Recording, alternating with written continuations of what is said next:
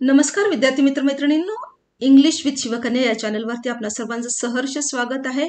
Bank एक्झामच्या IBPS, RRB आणि SBIच्या 2025 आणि 26च्या selection सिरीजमध्ये आपल्या सर्वांचं सहर्ष स्वागत आहे. एपिसोड नंबर 2 आपण पाहत आहात. एपिसोड नंबर 1 ची लिंक जी आहे वर आय बटन मध्ये आणि खाली डिस्क्रिप्शन बॉक्समध्ये देते. आपला स्कोअर वाढवायचा असेल, जास्तीत जास्त मार्क आपल्याला कव्हर करायचे असतील आणि प्रश्नांची जर व्हरायटी आपल्याला बघायची असेल, त्याची प्रॅक्टिस करायची असेल तर you are most welcome in selection series. सुरुवात करूया. पेन पेन्सिल घेऊन बसायचं, सगळ्यांनी ट्राय करायचं माझ्या बरोबर. पहिला जो प्रश्न आहे तो आपला एरर डिटेक्शनचा आहे. वाचूया. Each of the proposals submitted by the project teams was reviewed carefully before being forwarded to the board of directors. आता कायम लक्षात ठेवायचंय, each of आपण नियम पण बघणार आहोत, फक्त प्रश्न म्हणजे प्रश्न नाही सोडवणार आहोत. each of किंवा every one of किंवा माझ्या बरोबर लिहू शकता नियम तुम्ही, किंवा one of यानंतर हमेशा प्लुरल नाउन येणार आणि तो फॉलो मात्र होणार सिंग्युलर व्हर्बनी. कायम लक्षात ठेवायचंय, each of, every one of, one of हे follow, these are followed by plural noun which is followed by a singular verb. साधं सोपं आहे, समजून घेऊया. ऑफ काय आहे? ऑफ प्रेपोजिशन आहे. प्रेपोजिशन नंतर जोही त्याचा नाउन येतो तो त्याचा काय असतो? ऑब्जेक्ट असतो. मग ऑब्जेक्ट हा सब्जेक्ट होऊ शकत नाही, मग सब्जेक्ट झाला कोण? ईच, एव्हरीवन आणि वन हे सिंग्युलर सब्जेक्ट झाले. या सिंग्युलर सब्जेक्टला फॉलो कोण करणार? सिंग्युलर वर्ब करणार. ही साधी गोष्ट आहे, कायम लक्षात ठेवायची. इथे पण काय झालं बघा, ऑफ निघून गेला. ऑफ प्रेपोजिशन आहे, त्याच्यानंतर प्रपोजल्स हा त्याचा ऑब्जेक्ट झाला.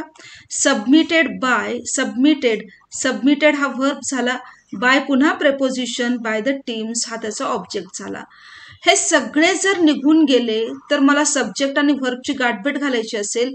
ईच काय झाला माझा? सिंग्युलर सब्जेक्ट झाला which is followed by a singular verb that is was. म्हणजे हे बरोबर आहे, सब्जेक्ट वर्ब हे बरोबर आहे. कायम लक्षात ठेवा की एररचा प्रश्न करत असताना सब्जेक्ट वर्ब ॲग्रीमेंट हा सगळ्यात प्रॉमिनंटला विचारला जाणारा प्रश्न आहे. वॉज रिव्ह्यूड केअरफुली बरोबर आहे. बिफोर बीइंग फॉरवर्डेड बरोबर आहे. कुणाला? To the board of directors हे पण सगळं बरोबर आहे.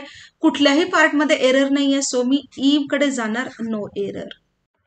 Question number 2. The principal as well as the senior faculty members have expressed disappointment over the declining academic performance of the final year students this semester. कशामध्ये error आहे? The principal subject, singular subject आहे. The senior faculty members हा शब्द काय आहे? Noun की जो plural आहे. फॅकल्टी, सिनियर, द हे सगळे काय झाले? ॲडजेक्टिव्ह झाले. जेव्हा ते दोन्ही ॲज वेल ॲजने जोडलेले असतात तेव्हा कायम लक्षात ठेवा, त्याच्यानंतर येणारा दुसरा जो त्याचा नाउन आहे तो त्याचा ऑब्जेक्ट म्हणून निघून जाणार. मग राहिला कोण? सिंग्युलर सब्जेक्ट राहिला. अशा वेळेस हा सिंग्युलर सब्जेक्ट जो असतो तो फॉलो होणार या व्हर्बला. हॅव नाही पाहिजे मला, सिंग्युलर सब्जेक्ट असेल तर मला हॅज पाहिजे. हॅज एक्सप्रेस डिसअपॉइंटमेंट म्हणजे माझी एरर इथे आली. सी ऑप्शन बघा, इथे काय पाहिजे? हॅज. माझं आन्सर येणार C. Question number 3. Due to the heavy rainfall, many of the students who was supposed to attend the seminar arrived late or were unable to come at all. Due to बरोबर आहे कशामुळे? Heavy रेनफॉलमुळे. Many काय आहे? Plural आहे. Of हा काय आहे? Preposition. Students काय आहे? प्लुरल आहे, नाउन आहे. त्याच्यानंतर काय आलेलं आहे? हू आलेलं आहे. तर कायम लक्षात ठेवायचंय, लिहून घ्या वाटल्यास. हू, हुज, हुम आणि दॅट हे आपले रिलेटिव्ह प्रोनाउन्स आहेत. या रिलेटिव्ह प्रोनाउन नंतर जोही कुणी व्हर्ब येतो तो नेहमी काय असतो? प्लुरल असतो. कारण याच्या आधी जो नाउन असतो तो पण काय असतो? प्लुरल असतो. कायम लक्षात ठेवा. स्टुडंट्स प्लुरल आहे तर याला फॉलो होणारा व्हर्ब पण काय पाहिजे? मला प्लुरल पाहिजे. बी मध्ये आहे many of the students who were suppose to be. तर माझा आन्सर बी येणार. बी सेक्शन मध्ये एरर आहे. चौथा. The report was not only lengthy. Report फक्त लेंदीच नव्हता but also lacked clarity. Clarity पण नव्हती इन इट्स ऑब्जेक्टिव्ह. त्याच्या ऑब्जेक्टिव्ह मध्ये क्लॅरिटी नव्हती. विच मेड त्याच्यामुळं it difficult for the reviewers to understand it properly and take a informed decision. इथे बघा, अ कुणासाठी आलेला आहे? हा आर्टिकल आलेला आहे decision. Decision is a noun. पण याच्यामध्ये काय आलेलं आहे, इन्फॉर्म्ड आयने सुरू होतो, त्याच्या आधी म्हणून मला काय पाहिजे, ॲन पाहिजे, ॲन आर्टिकल पाहिजे. ही एरर आहे आपली ए सेक्शन मध्ये, पहा इथं ॲन इन्फॉर्म्ड. सो माझा याचा आन्सर असणार आहे ए. पुढे आपला प्रश्न आहे क्लोज टेस्टचा असणार आहे. अशा वेळेस मी कायम सांगते तुम्हाला पूर्ण पॅसेज वाचून घ्यायचं आहे, त्याच्यामुळे तुम्हाला थीम आणि टोन यांची क्लॅरिटी येईल.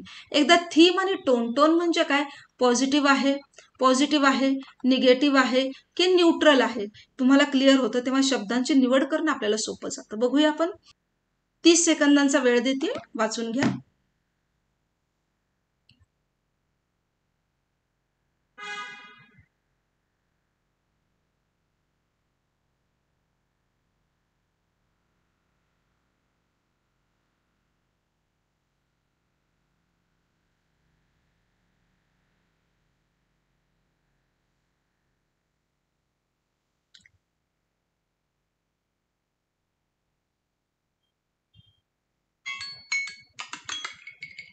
हायपर कनेक्टिव्हिटीच्या या जमान्यामध्ये कस्टमरचे एक्सपेक्टेशन हा खूप बदललेले आहेत.